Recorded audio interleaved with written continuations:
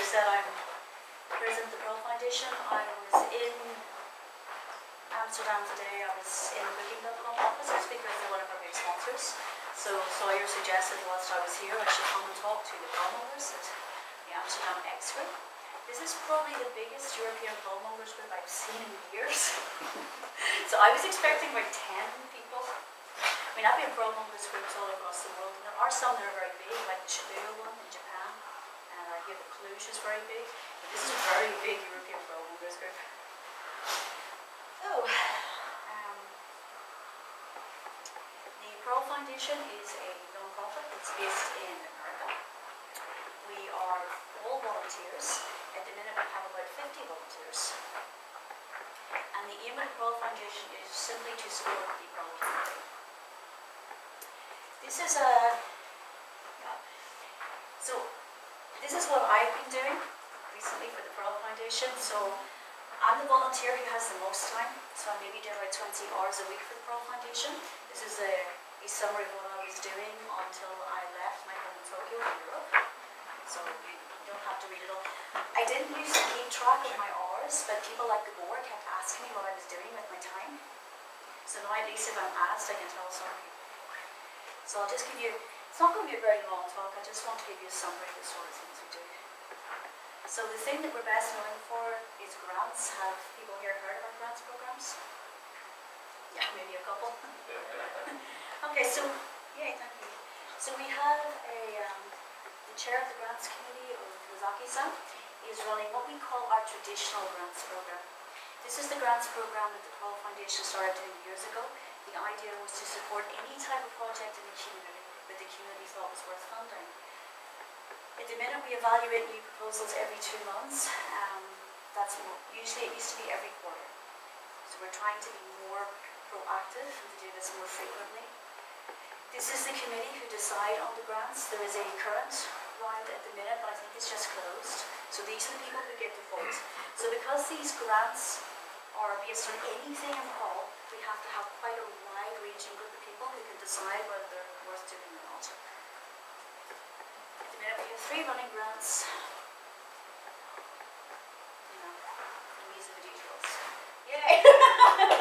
It's not even the running grant, maybe. So yes, we have 3 running grants at the minute. So we're doing quite well. We've had some problems with our grants program historically because everyone at TPF is a volunteer and everyone who does a grant is a volunteer. Sometimes nothing gets completed. But we're doing our best now to make sure things don't fall through the cracks. We also have grants that are specifically for Perl 6. These came from money from a gentleman called Ian Haig. We've had some that have been running for years. At the minute we have 2 that are running.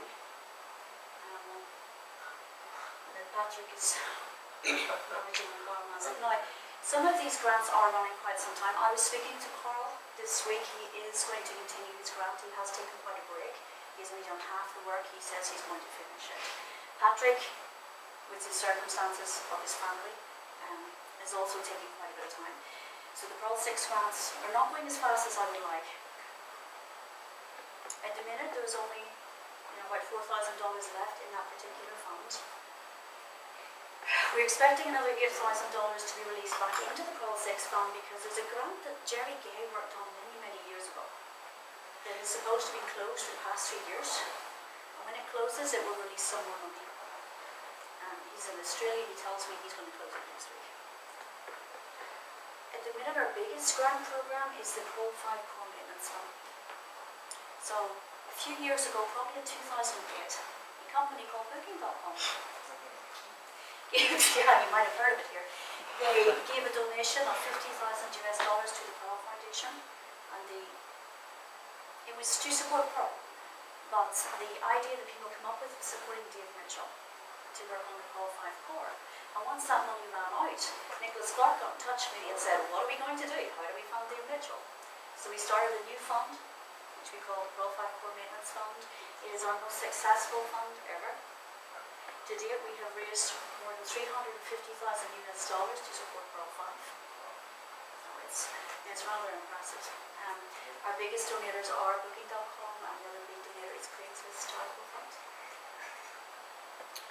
So this is some numbers just to show you where the money has gone.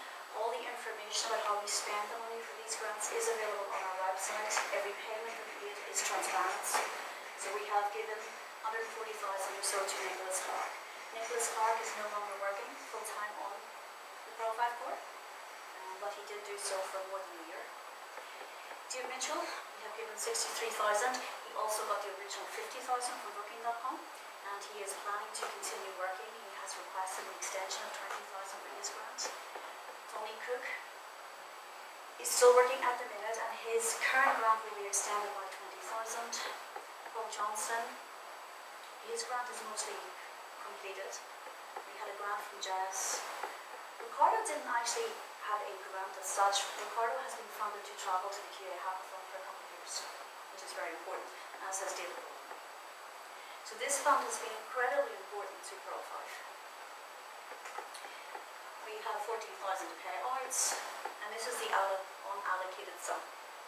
But once David Mitchell has his next extension, will be down to 20,000 or so. So we have to constantly fundraise for this. This is one of the most expensive things that we do.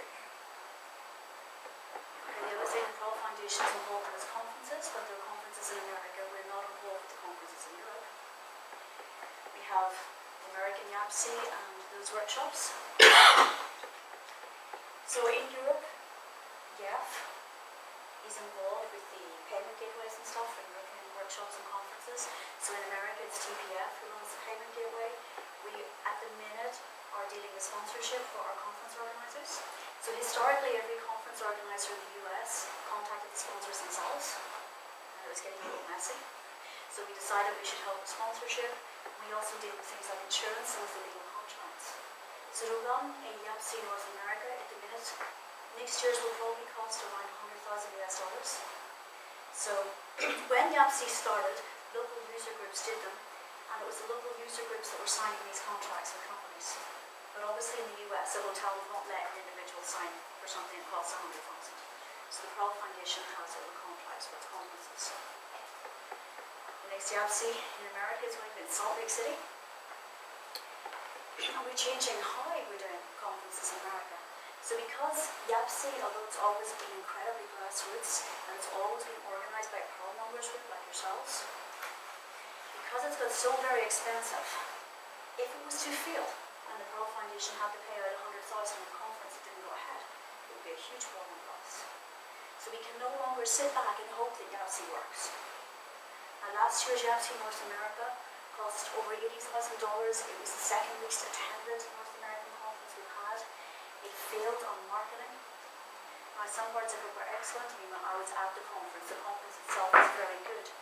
But because the schedule wasn't out soon enough, and because a lot of people hadn't heard what was happening, we had a poorly attended conference. And I don't want that to happen again. One of the other things we're doing to change that is we've hired a professional PR company to do our marketing for us. You see, I've always been told that we've got lots of volunteers and they can do the marketing. And you can. I mean, our volunteers are great, but sometimes we have no time. So the biggest problem for me with a volunteer organisation is anything with a specific fixed deadline.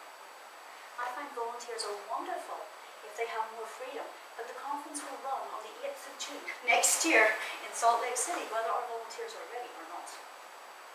So I'm hoping that this year we'll have a lot more marketing for the North American conference and that more people will attend. One of the things we're working on is the GNOME Outreach program for women. So have people here heard of the GSOC program, the Google Summer Code? Some people? Yes, so Google run internships every summer in open source. We do it for many different organizations. And the GNOME Foundation noticed that it's mostly male developers who take part in the program. So they decided to start up a program that would encourage women to take part in open source. And when the GNOME project started this, it was only in their project. But they opened it up, and I believe in the last round, which we took part in, there were 40 female interns, and there were 17 open source organizations taking part. We have had 2 interns for the Perl Foundation. One of them is here in the room. Fasta is sitting up. So she was our first intern, and it went very well. There was a concern, when you're doing a new program, you don't know what it's going to be like. But it worked out incredibly well for us, and incredibly well for Bruce, which meant it was easier for me. So this program costs about $6,200 per intern. So it's easier for me to encourage the Perl Foundation board to do it again. So we had another intern in the summer. So we had Pauly working on Medicina, which is excellent. And this program is currently starting to run again, and we will have one intern in the winter program. So on the Perl Foundation side and on the Gnome Foundation side, it's okay. I can see Liz screwing up her face. You don't need to read it. You can find the details of the next program. So the interns are working about, they're expected to work 40 hours a week. And they will be paid $5,500 and they will also get a travel allowance. We have mentors in the Perl community willing to help out. So our next projects will either be in Dancer. I hear Sawyer's in the room. So yes, we will either have a Dancer project or we will have a Medicina project. At this stage, these programs are very short application periods. So at this point, I'm not even sure how much interest we have. I know that Medicina has had a couple of interns come to them. Have you heard? You've heard 3 so far? 3 so far. That's excellent because it happens in a very short space of about 3 weeks. So we're really hoping that we have more than one good intern. We can afford one intern, but if we get 2 excellent applications, the Gnome Foundation will fund our runner-up. So it would be really good if we could get a Medicina one and a Dancer one. Now these projects that I have here, these are not the only Perl projects that someone can do an internship in, but when I was trying to find mentors in the Perl community, we have very few volunteers who can cope with an intern who works for 40 hours a week. When I looked at the other organisations involved in this program, a lot of them have full-time staff. They're much bigger foundations than the Perl Foundation. And it was easier for them to find mentors. So I'm very happy to hear from other people who has a project that you would like an intern for. We will be continuing to do this program next year. And if anyone thinks that they can mentor someone, that would be excellent. And as I mentioned, the Google Summer of Code, we took part in the Google Summer of Code again this year. We don't take part every year. We would love to take part every year, but it's a competitive program, and we just didn't get accepted in one of the years. The year we didn't get accepted, it stole all the joy out of my volunteers. I mean, they didn't want to apply again. It's a lot of work, and we just didn't get in. But so there was a year when we really, gave up. But we tried again this year. We got in, and it's been run for us by Duke Lido and Mark Keating. We had 5 projects accepted. The interesting thing about this program, if we had many more mentors pushing this, we could get more projects accepted. We didn't do a good job of getting the word out that we were getting across. But I'm hoping that we can take part again next summer, but I can't guarantee that. Now, one of the things we do at the Pauly Foundation that's not so interesting to people is we deal with the trademark. It's a beautiful trademark. Everyone loves the onion. They do. No, they don't. But I inherited the onion. And since we have it as a registered trademark in 4 countries now, we are keeping the onion. So we have registered this trademark in Japan, in Europe, in the United States, and in Canada. Some people think, there was a time when people thought this was a waste of effort and money, but in the recent years, the Python community had a big problem because they never registered a trademark and someone else decided they wanted to use it. That has been fixed. We also have had problems. There was a gentleman in Japan who registered Perl as a trademark in Japan, and he was considered to be a trademark troll. So we had issues. We worked with the Japan Perl Association, and we had a court case in Japan that had that overturned.